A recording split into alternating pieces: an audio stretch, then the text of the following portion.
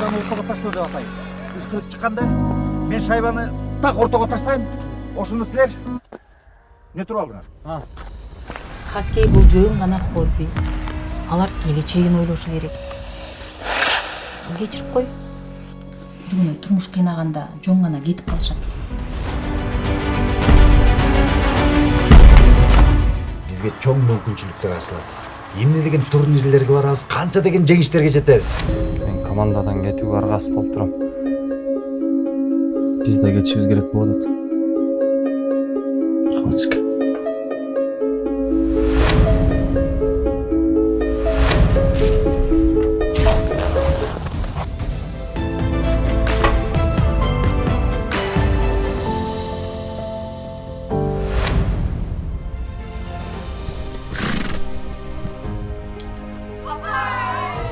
Эмне хоккейди кыздар ойномок белеги?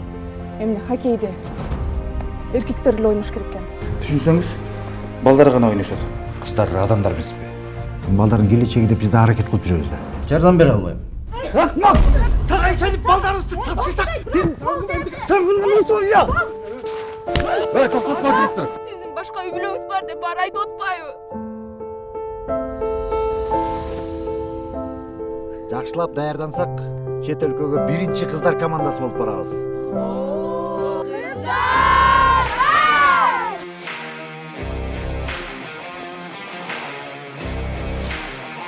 Сагыз. Атыңызды? Сайкал.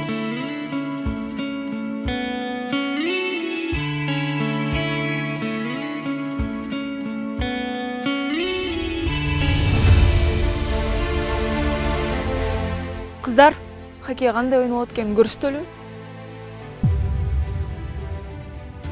Эгерде ушул оюндан утула турган болсоңор, анда бул силердин акыркы оюнуңар болуп калышы мүмкүн. Эгерде акыркы оюн боло турган болсо, анда оюндан рахат алып ойногула. Бизде артта жол жок.